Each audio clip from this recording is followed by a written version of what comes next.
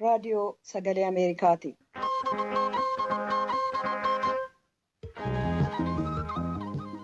Raadiyoon sagalee Ameerikaa wixataa qabee hanga jimaataatti galgala keessaa sa'a 2:00 jalqabee hamma sa'a 3tti meetirbaandii 22, 25 fi 31 irratti Waashingtan DC irraa kan dabarsu sagantaa afaan Oromoo amma jalqaba.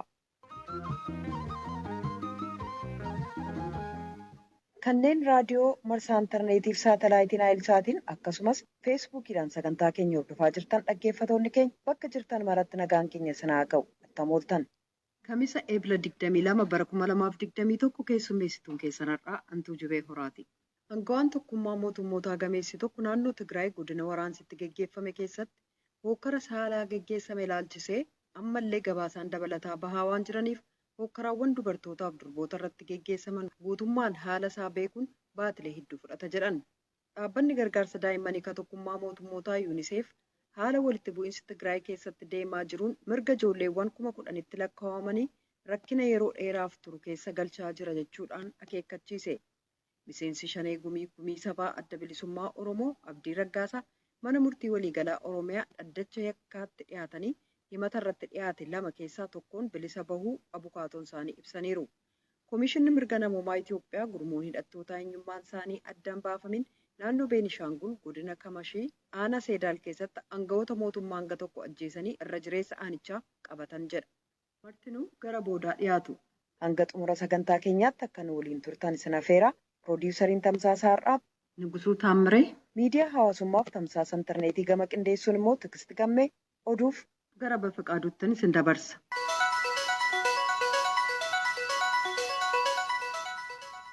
Ashama harka fuunee dhaggeeffatoota amma oduu isin dhageessifna. Oduu kana wajjiniin an Bafqaaduu Morodaati.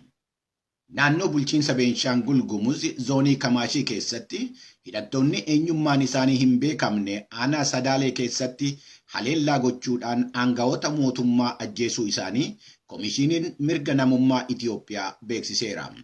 Aroon Maashoo Komishinii mirga namummaa irraa gabaasaa VOA Mallaqsaachoo ammaatti akka dubbattetti hidhattoonni hin beekamne kun aanaa Sadaalee caalaadhaan qabatanii jiru. Jiraattonni magaala Gondar ajjeechaadhaa fi buqqaa'iinsi bakka adda addaatti saba Amaaraa irratti raawwachaa jiru akka dhaabbatu hiriiraan gaafataniiru. Mootummaan federaalaa ajjeechaa kana dhaabsisuudhaa fi tarkaanfii hin fudhanne jedhanii hiriirtonni kun balaaleffataniiru. Hiriirtonni magaala Gondar kun dhaadannoo dhiigni Oromoo dhiiga kooti jedhu afaan Amaaraatiin afaan Oromootiin barreessanii firummaa saba Oromootiif qabanuu akka ibsanis gabaasameera. Hiriira duraan magaalota naannoo Amaaraa keessatti taasifaman irratti dhaadannoon tuttuqaa of keessaa qaban akka yaada saba Amaaraa bakka hin buune qindeessitoonni hiriira Gondar VOA'dhaaf dubbataniiru.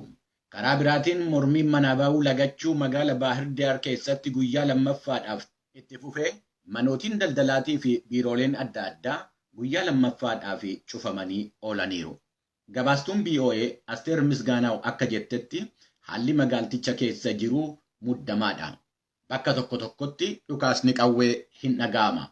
Bulchiinsi magaala Baahir Daar kaleessa ibsa baaseen yaaliin aggammii saamichaa kamiyyuu irratti tarkaanfii akka fudhatamu beeksiseera.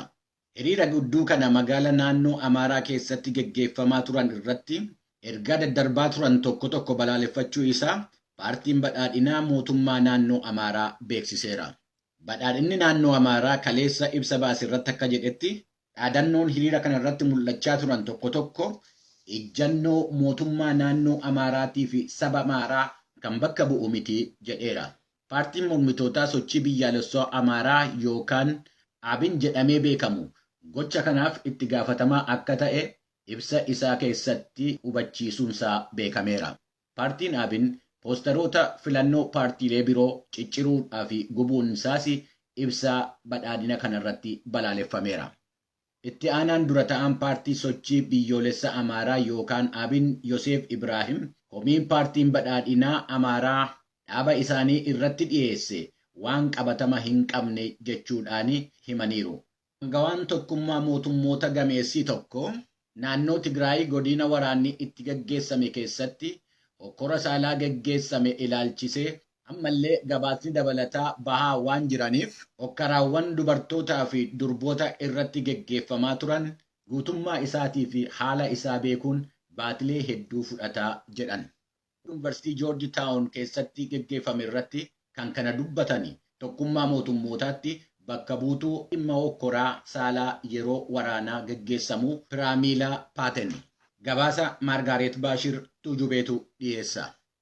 Naannoo Tigraay keessatti humnaan gudeeddii irra hedduun karaawwatame loltootaan ta'uu tokkummaan mootummootaa gabaasee jira. Kanneen gabaasaman kun karaawwatame humnooti ittisaa biyya Itoophiyaa, loltoota Eertiraa, humnooti addaa Amaaraaf gareelee hidhatan kan sirnaa hin ta'iniif milishoota isaan waliin hidhata qabaniin ta'uu beeksisee jira.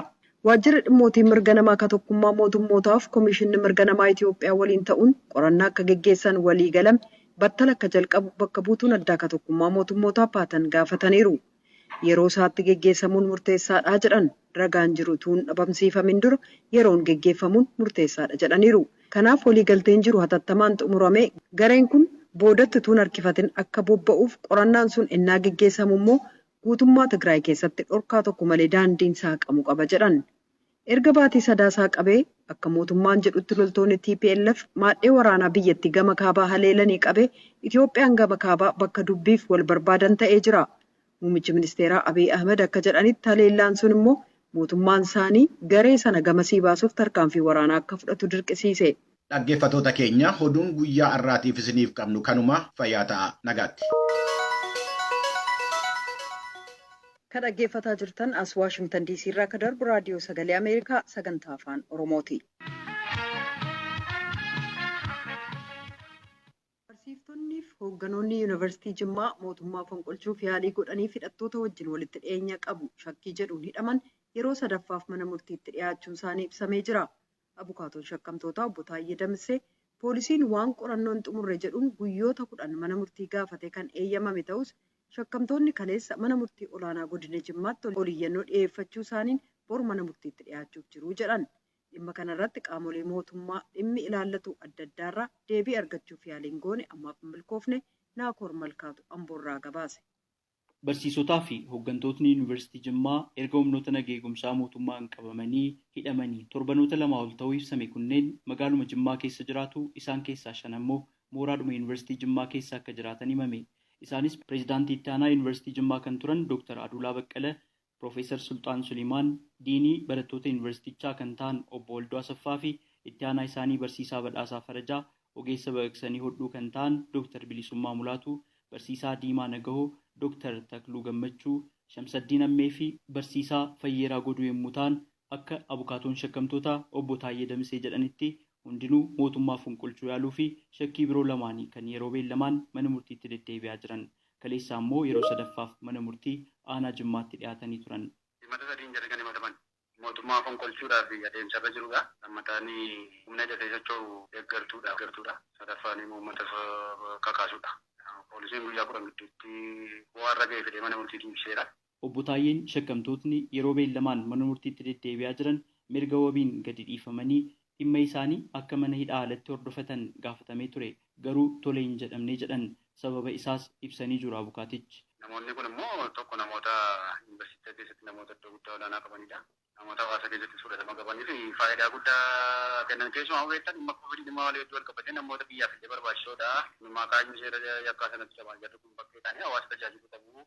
Dhimma balaa kovidii amma ka'e wajjin namoota hawaasa kana deeggaruu danda'udha waan ta'eef namoota gadhiifamuu qabu waan jiru. Xumurreedha wantoota xumurreen qabaa waan jedhu kaasa poolisiin wantoota ragaa namaasii ragaa sanadaas maal isinii qorachaa jira jedha. Immoo guyyaa 10 gidduutti hojii bal'aan hojjetamuu hin danda'ama ture yeroo beellama dabalatama kennamuu qabu kan jedhu kaayyoon maseerichaa wajjin falmine manni murtii galmee fuudhee ilaalee jalqabbiin jira waan ta'eef jedhee yeroo beellama guyyaa 10 dabale. Haala qabiinsa shakkamtootaaf maatii waliin wal argaa jiraachuu fi dhabuu isaanii ilaalchisee waan jedhan qabu ogeessi seeraa obbo Taayyeen. Iddoon sun poolisii magaalaa aanaa tokkoffaa iddoo jedhamudha. Aanaa tokkoffaan sun aanaa lammaffaa iddoo poolisii gahamu. Yeroota kana madaalaa qulqullina achi jiru maal wajjin yoo jedhee gaaffiin qabu sirrii. Oromoo poolisii waan qabuun iddoo qabu. Sadarkaa achi waan achi jiru aksesii achi jiru jechuudha. Ani dhaqee dubbiseera. Maatiinis beektaa iddoo nama qajeelcha magaalaa aanaa keessaa baatanii gara godinaatti ol fidanii maatiinis dhaqanii dubbisaa jiru. Karaa kana komii hin qaban. Tokko mirgi heeraan kenna, tokko namni abukaatoos argachuu qaba, maatiis argachuu qaba, wantoota mana iddoo to'atame sanitti argachuu qaba, sammuu argachaa jiru. Aadde Burtukaan Addaluu haadha warraa Dr. Aduulaa Baqqalati waa'ee hidhaa abbaa warraa isaanii fi barsiisota Yuunivarsiitii Jimmaa kanneen biroo ilaalchisee waan jedhan qabu. Kan mootummaa kanarraa dhaga'amaa ture ragaa qabannee utuu poolisiin hiniinu kan jedhu irra deddeebi'amee dubbatamaa ture. Haa ta'uutii garuu wanti mul'achaa jiru kana faalleessuudha. Ragaa tokko malee utuu waa tokko irratti hin argamin jiruu yeroo qaala'insa jireenyaa baay'ee ammaatee namni jireenya mataasaa wajjin bu'aa bayii keessa jiru kanatti jiruu baruuf barsiisuu yeroo gaggeessaa jiran kanatti ituu ragaa qabatamaan tokko hin jiraatiin nama tokko hojii isaaniirraa lafa isaan jiranii maatii isaanii jeeqanii qabanii kun gaarummaan isaa hoomtuu natti mul'atu bu'aan inni buusus natti mul'atu. Kana keessatti namni gararamuun waan baay'ee nama gaddisiisuudhaan jedhaan akka kootti maaliifi amma gaafa hundumti kun hidhamu hojjetaan mootummaa yuunivarsiitii tokko namni 10 guyyaa tokkotti gaafa hidhamu hojiin akka karaatti dhaabbatu jeequmsi akka ka'u sababa akka ta'u sababa duwwaayyuu miti maatii akka jeequ xiinsammuu namaa akka miidhu beekamaadha. Kana hundumaa utuu quba qabaatanii jiranii nama nagaadhaan manasaa jiraatu dhugaadha yeroo hammaataa fi yeroo COVID jedhamee namni manuma mana isaa jiraatu of eeggatee ofaa eeggatu dhukkuba kanarraa yeroo jedhamutti nama amma kana sanuu immoo xiinsammuu haala miidhuun xiinsammuu ijoollee keenyaa haala miidhuun akka kanatti dararuun isaanii baay'ee natti dhaga'ama. Kanaaf jechuudha tokkoffaa akka bu'aatti mootummaa kanaaf bu'aan inni buusu ani natti mul'atu maaliif ogeessota isaa hidhee mootummaan tokko bu'aa argata jedhee hin yaadu. Amma of beekutti immoo wanta inni kanatti hirmaate jedhee hojii isaarraa kanas hojii baruuf barsiisu yeroo aangoo qabus wanta hirmaate ija kootiinis qabatamaanis beeku qaba jedhee waan an yaadu hin qabu waa tokko kana jechuu hin danda'u. Dhimma kanarratti akka deebii nuuf kennaniif gara hooggantoota poolisiif waajjira haqaa magaalaa Jimmaatti irra deddeebiin bilbilee turrullee eeyyamamoo hin taane yaaliin hangawoota koomishinii poolisii fi biiroo nageenyaa Oromiyaa dhimma kanarratti bilbilaan argachuuf irra deddeebiin goonillee ammaaf hin milkoofne. Abukaatoon shakkamtootaa obbo Taayyee Damsee poolisiin waan qorannoo hin xumurre jedheef manni murtii guyyoota 10 akka kennuuf gaafatee shakkamtootni kaleessa gara mana murtii olaanaa godina Jimmaatti ol iyyannoo dhiyeeffachuu isaaniin boru jechuun guyyaa Jimaataa mana murtiitti ni dhiyaatu jedhaniiru. Gabaasa Raadiyoo Sagalee Ameerikaaf Naakoor Malkaa Amboorraa.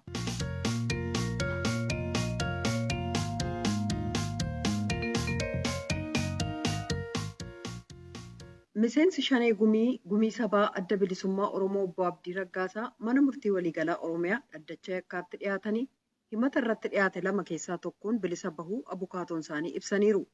Himata isa tokkoof immoo Eebila 22 bara 2013tti ragaa ittisaa akka dhiyeeffataniif beellameera manni murtii jedhan abukaatoon isaanii obbo Tuulii Baayisaa Tsahaay Daamxootu gabaase. Miseensi Shanee Gumii Sabaa Adda Bilisummaa Oromoo Obbo Abdii Raggaasaa himata 3 abbaan alangaa ittiin himatee mana murtiitti deddeebi'aa turan keessaa 2 bilisa jedhamaniiru jedhan abukaatoon isaanii. Akka abukaatoon isaanii obbo Tuulii Baayisaa Raadiyoo Sagalee Ameerikaatiif ibsanitti obbo Abdiin mana murtii waliigala Oromiyaa dhaddacha yakkaatti Eebila 13 bara 2013tti kan dhiyaataniif dhimmoota 2 ture jedhan. Dhimma 2 ture kan isaan dhiyaatanii tokkoffaan dhimma moobaayilii Tuuriyaa jedhamu tokko hayyama malee yookaan seera ala qabatanii hidhattanii argamtaniitu moobaayilii kanaanis hooggantoota Shanee shiftaa ta'an wajjin wal quunnamtii gootaniitu kan jedhu ture. Himannaan tokko isarratti ofirraa ittisuu qabu moo ofirraa ittisuu qaban kan jedhu irratti ajaja mana murtii eeguuf ture. Inni lammaffaan ammoo shororkeessumaatiin himatamanii turanii isarratti ragaa ittisaa kan himatamaa dhaga'uudhaaf ture. Haa ta'u malee ragaan keenya guutamanii waan nuuf hin dhiyaanneef ragaa dhaga'uu hin dandeenye. Sababiin isaas ragaa goonee kan lakkoofne tokko Jaaldaawud Ibsaayyuu duree abaa'oo turanii. Isaan yeroo ammaa kana akka isaan manaan baane namni akka biraan dhannee akka biraan baane manatti ittifamanii waan jiraniif dhiyaachuu hin dandeenye. Inni biraan koloneel Gammachuu Ayyaanaati ragaan isaanii isaan mana hidhaa Qiliinxoo jiru. Manni hidhaa Qiliinxoo ajaja mana murtii Oromiyaatiin dhiyeessuu hin dandeenyu kan jedhu ture. Namoonni warri isaanis nageenya keenyaaf hin sodaanna jedhanii kun dhiyaatiin hafanii kanaaf isa kanarratti manni murtii ragaa yeroo biraa guuttadhaatti dhiyeessaa jedhee ji'uma kana gaafa 21tti beellama nuu kennee jira. Beellama kanaan duraatiin manni murtii yakka farra shororkeessummaan obbo Abdiin ittiin himataman keessaa tokko ragaa abbaan alangaa dhiyeesse sirnaan ragaa waan hin baaneef dhimmicha erga xiinxalee ilaaleen booda himannaa sana kufaa taasiseeraa kan jedhan obbo Tuliin dhaddacha kaleessaanis himata tokkoon bilisa jedhamaniiru mana murtiitiin jedhan. Inni biraan galmee moobaayilii seeraan ala qabatan jedhame sanadha. Isarratti ilaalchisee manni murtii jalmurtii kennee jira. Galmee kana irratti sana dura ragaan abbaan alangaa dhiyeesse dhiinsaarraati ibsi kennamee ture. Abdiin moobaayilii kanaanii gantoota shiftaa adanii wajjin wal qunnamtii taasisanii gocha shororkeessummaa raawwataniiru kan jedhu achi keessa tuttuqamee ture. Haa ta'u malee moobaayiliin kun kan hin hojjetedha jedhanii obbo Abdiin falmaa turanii yookaan tajaajila hin kennu gammoojjii yeroon ture qabachaan ture itti dhimma ba'an ture erganii akka deeme garuu waggaa 6 tajaajila hin kennu kan jedhu ture. Isa kana ilaalchisee poolisiin gaafa mana isaanii sakatta'ee moobaayilii kana qabu moobaayiliin kun kan hin hojjenne ta'uu isaa galmeessee ture. Haa ta'u malee Itiyoo telekoomiin moobaayiliin kun hojjetu kan jedhu adda baasee akka dhiyeessu manni murtii yeroo adda addaa ajaja kennaa ture. Dhumarratti Itiyoo telekoomiinis qorannaa dheeraa gochaa ture. Dhumarratti moobaayilii kanaanii erga biyya keessa galaniiti erga Abdiin moobaayilii kana qabatanii biyya keessa galanii moobaayilii kanattis bilbilameen beeku moobaayilii kanaanis bilbilameen beeku. Gama biraatiin ammoo moobaayiliin kun chaarjeriis hin qabu siim kaardiis hin qabu kanaafuu moobaayilii tajaajila kennaa hin jirredha tajaajila kennuu danda'u jedhee mana murtiitiif deebii kenneera. Kun ammoo ragaa isaarraa kenname dhibbatti kan faalleessu yookaan kan sobsiisu ta'ee waan argameef manni murtii ragoota abbaa alangaa kana wal bira qabee ilaalee akka waliigalaatti Abdiin himannaa irratti dhiyaateen ofirraa ittisuu otoo isaan hin barbaachisin bilisaan akka gaggeeffamu jedhanii himata kanarraa qofaa godhaniiru. Eebila 22 bara 2013 jechuun beellama itti aanuun ragaa ittisaa akka obbo Abdiin dhiyeeffataniif beellamameeraa jiran obbo Tuliin. Kana dura bara 2008 daangaa Itoophiyaa fi Keeniyaa gidduutti lafa Sololoo jedhamutti loltoonni abaa'oo nama tokko miidhamaa dhuunfaa tokko abiddaan gubaniiru kan jedhudha. Isa keessatti ammoo Abdiitu ajaja dabarsee kan jedhu himanni. Abbaan alangaa ragaa nama tokkitti sana dhiyeesse gama biraatiin namni sun miidhaan kan irra ga'e ta'uusaa hospitaala irraa ragaan dhiyaatee jira. Haa ta'u malee Abdiin kan jechaa jiran yeroo sanaanii biyya kana Itoophiyaas Keeniyaas hin turre bara 1999 irraa qabee biyya karaadhaan jiraadhaa kanaafuu gocha kana keessa hin jiru kan jedhudha. Isa kanarratti ragaa ittisaa fidaa jennaan kanaaf ragaa ittisaa qindeessaa jira jechuudha. Ragaa nama 5 kan maqaa kan galchine amma carraasaa bal'ifna jennee ragaa dabalataa mana murtii gaafanne manni murtii ragaa dabalataa galchadhaa nuun jedhanii gara nama 12 galchinee jira. Namoonni kun baay'een isaanii kan nama gaddisiisu mana hidhaatti kan jirani. Walakkaan buraayii jiru, walakkaan galaan jiru, walakkaan immoo qiliintoodha jiru. Kan namni ala jiru nama muraasa jaaldaawii socho'uu hin danda'ani. Haa ta'u malee inni tokko yoo dide inni tokko dhiyeessuu danda'a yookaan namni tokko yaafee tokko dhufuu danda'a jennee carraasaa bal'ifachuudhaaf waliigalatti ragaa nama 12 lakkoofnee jira. Obbo Abdii Raggaasaa manneen hidhaa naannoo Oromiyaa bakka garaagaraatti hidhamaa kan turanii fi manneen murtii sadarkaa adda addaarra jiranitti dhiyaachuun kan dhimmi isaanii ilaalamaa turedha. Erga hidhamanii waggaa 1 fi ji'a 2 ta'aniiru. Obbo Abdiin manneen murtii sadarkaa aanaatii hanga mana murtii waliigala Oromiyaatti galmeen isaanii cufamaa bilisas jedhamaa akkasumas mirgi wabii eegamaa fi tureeraa kan jiran abkaatoon isaanii yeroo dhiyoodhaanas abbaan alangaa himata 3 himateen ragaa dhaggeeffateen manni murtii bitaaf mirga dhaddacha dhaggeeffateerraa himata 2 bilisa isaan baaseera. Amma himata hafeen ragaa ittisaa akka dhiyeeffataniif ajajeeraa jiran obbo Tuliin. Gabaasa raadiyoo sagalee Ameerikaatiif Tsahaay Daamtoo Finfinneerraa. Kan dhaggeeffataa jirtan as Waashingtan DC irraa akka darbu raadiyoo sagalee Ameerikaa sagantaa afaan Oromooti. Biiroo Eegumsa Fayyaa Oromiyaatti Daayirektarri Barnoota Fayyaaf Kominikeeshinii Siister Sa'aadaa Ahmad isaaniin dabalatee maatii guutuun vaayirasii koronaan qabamanii akka turan ibsanii jiru. Waa'ee dhukkuba COVID-19 irraa muuxannoo arganne uummataaf yoo hirre wal barsiisuu ta'a jechuun keessummaa keenya har'aa ta'an haala jalqaba ture ibsuun jalqabu Siister Sa'aadaan jaalanneetu haasofsiisee akkas jedhan. Yeroo baay'ee nuti hubannoo hawaasaa cimsuu irratti kan xiyyeeffannee hojjennu iddoo adda addaa sisteemii hawaasa keenya ni dammaqsinaa ni barsiisna. Kanumaan wal qabatee dura kanatti dhageenye mataan na dhukkube mataan na dhukkubee qaamni kun ammaas humna kanaan iddoo jilbaa harka maal kun maggataatameen kun ni jiraani. Asirratti dhukkubbiin na dhaga'ama. Sana booda hamileen qabdu jechuun waan akkas fedhii hin qabdu. Faayinaalii guyyaa muraasa hoggaan turu akkuma bifa faana fakkaatee gunfaan kan deemu kana malee koovid shakkinaan baay'ee if eegaa waan hin deemuuf jecha iddoon deemuttis mana keessatti sirriitti waan of eeggannoo barbaachisu taasisuuf jecha koovidiin na qaba kan jiru shakkii hin qabuun ture. Faayinaalii biiroo gallaanis hin dadhabee hin galee manatti guyyaa tokkoo fi lama boqottamee jee hoggaan mana ta'a qufaan na jalqabe. Qufaan kun addaan sirraan dhaabe baay'ee si qufaasisa. Mataan baay'ee si dhukkuba. Humnaan qaamni kun si dhukkuba. Booda shakkiin na keessa dhufte. Tarii dhiironni kun koovid tahaa jeeti. Dhiiroo ijoollee keenya ta'in barkeessu yeroo jettu rabbi dhibee. Waan akkanaan na dhaga'ama. Tarii koovid tahuu mala. Kanaafuu osoo qoratanii gaarii ta'a kan jiru gaafatte dhufanii anaas maatii fayyatuutu saamuda nurraa fuudhan. Jechuun maarchi 18 jechaadha. Guyyaa boruu bu'aa keenya hoggaa nu himan. Anis koovidii poozitiividhaa qabameetiin jira. Abbaan mana kiyyaa Dr. Jamaaliis qabamee jira. Daa'imman kiyyaa hundi warri mana keessa jiru hundinuu poozitiivdha. Baay'een mana keessatti ayisoleetiif goonee waan godhuu qabnu goonee nyaataanis waan adda addaatiinis akkasitti eeguu qabna kan jiru. Yaa hooma ayisoleeshinii manumatti yaalla jennee teenye. Ijoollee meeqa qabdu sin? Ijoolleen as na bira jirtu lamaan na bira jira. Lama jirtu ala jirti. Hojjettuunis dhukkubsatteetti? Hundinuu isaan hundi dhukkubsatan. Namni tokko nas mana keessatti. Karaa kam akka dhufe hin barree? Karaarraa dhufe hin barree. Tariigaa ati hoggaa deemtu ati if eeggatteef namni if eeggachuu dhabuu mala. Kanaaf if eeggannoon ati gootu qoftiin si baraara jechuun hin danda'amu. Hundi if eeggachuu qaba. Booda ijoolleen xiyyaarsi xatamaatiif turte hojjettuunis ijoolleenis mallattoon qabaniidhaan. Amma mallattoon kun kan mul'achaa dhufe anaa fi dooktarri irratti. Abbaa mana kiyyaa irratti jecha. Booda macarrashaa hoggaa guyyaa 3 fi kana bullaan baay'ee na jedhe. Hargansuun na qabeechi booda hafuura baafachuu hin dadhabe. Hafuurri kun niin qufaa hafuuraan baafachuu dadhabee.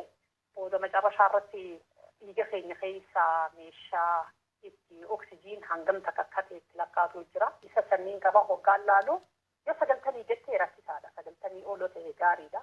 Duraan wayyaadha ture osootuma jennu mana 8 seenee osootuma jennu gadi bu'uu jalqabnaan natti cimaa jira jechuun bilbilee biirootti yeroo masan ambulaansiin dhuftee mana ana qofa fuutee kutte. Isin qofa? Ana qofa because ana qofa yeroo san kan itti cimee gaaliidha jaalan ambulaansiin hoggaa dhuftu abbaa mana kiyyaatii fi daa'ima kiyya isa hangafaa bara namaatiif fudhatee isaatu ganna buusee ambulaansiin qe'ee keessa galee jira. Hoggaan ambulaansii keessa galu kophaa kiyya namoonni jala hin deemne. Maaltu isinitti dhaga'ame yeroo sana? Hoggaan ambulaansii keessa narraa bananii galu gara galeetiin daa'ima kiyya laata.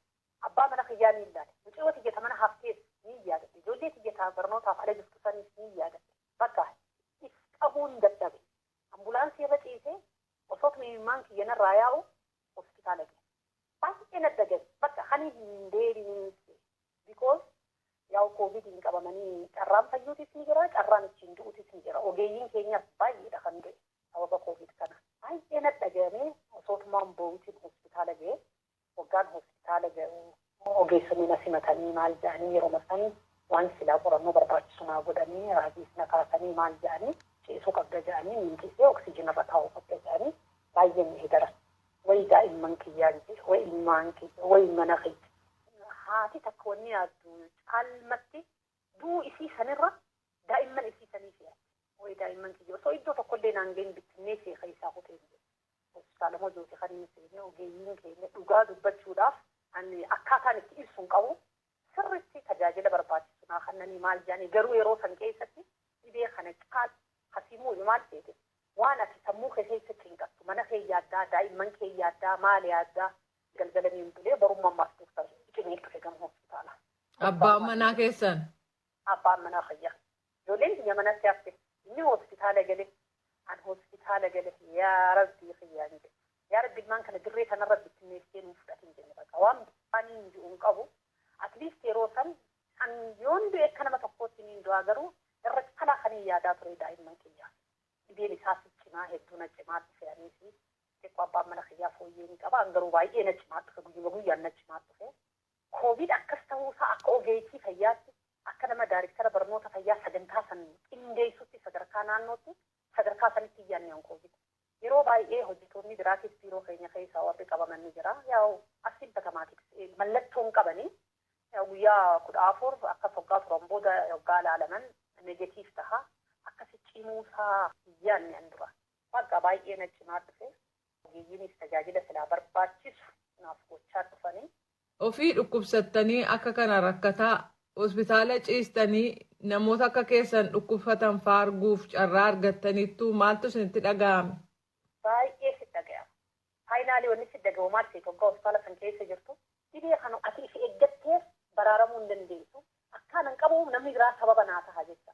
Akka namni biraa qabu immoo isaan sababaan ta'e wal sirriitti if eeguu baate osoo if eeggachuu dandeenyu akka dhibeen kun hin qabne gorsa ogeessa fayyaa fudhannee osoo ofirraa qoluu dandeenyu dhibee kanaan qabamne maatii keenya bittinneessine hanga lubbuudhaan dhabamuu takkatti gahuun baay'ee si dhaga'ama. Baay'ee hospitaala san keessa taate warri akka kiyyatti daa'imman duraa qabamanii mana jiran abbaa warraatii fi haati warraa hospitaala jechuun boqonnaa sammuu qabdu.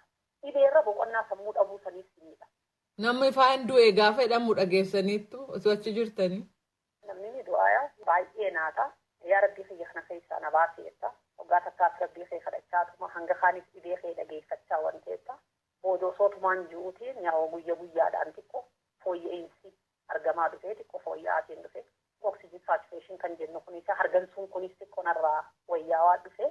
Sana booda maaltu na jalqabee garaan na deebisee maas. Garaa kaasaa achuman na jalqabee maas. Sanis guyyaa lamaan takka akkasitti minis wanta na godhe. Sana booda sunis narraa dhaabbate. Marii kana torbeetti fufna. Siister Sa'aadaa Ahmed hedduu galateeffanna.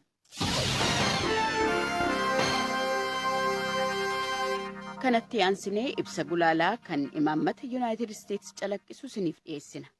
Ministiriin dhimma alaa Antoonii Bilinkan xumura baatii bitootessaarra Rippaabilikii Dimokiraatawaa Koongoof Rippaabilikii Giinii keessatti kan uumame weerara eeboolaaf deebii hatattamaa kennuuf jecha mootummaan Yuunaayitid Isteetsi hanga $30 miliyoona ramaduusaa beeksisan. Deeggarsi maallaqaa kun biyyoota daangaarra jiraniif kanneen akkaan saaxilamoo ta'an Koodivuwaar, Laayibeeriyaa, Maalii, Ruwaandaa, Senegaal, Seeraaliyooniif Ugaandaa eeboolaa ilaalchisee qophee godhan cimsuuf oola.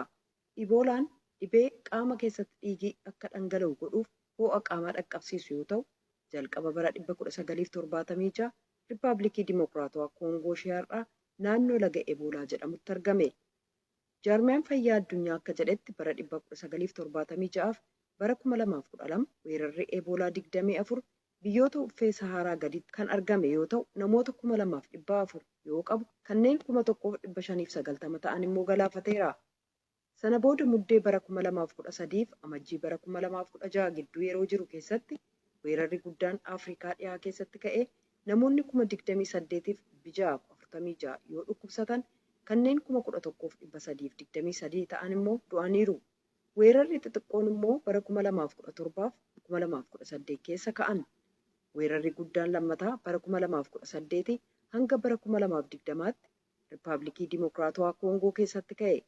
Seenaa addunyaa keessatti weerara eeboolaa isa guddichaaf Rippaabilikii Dimokiraatawaa Koongoo keessatti immoo inni hamaan godinaalee walitti bu'iinsi keessatti gaggeessamu keessatti yeroo jalqabaaf mudate. Eeboolaan kan daddarbu dhangala'aa qaama namaa yookaan beeladaalee dhibee kanaan qabaman irraa argamu kallattiin yoo itti bu'ani. Daariqisaa uumamuu kan danda'u innaa nama dhibee kanaan qabamee du'e dhiqan, kafanan yookaan itti bu'ani.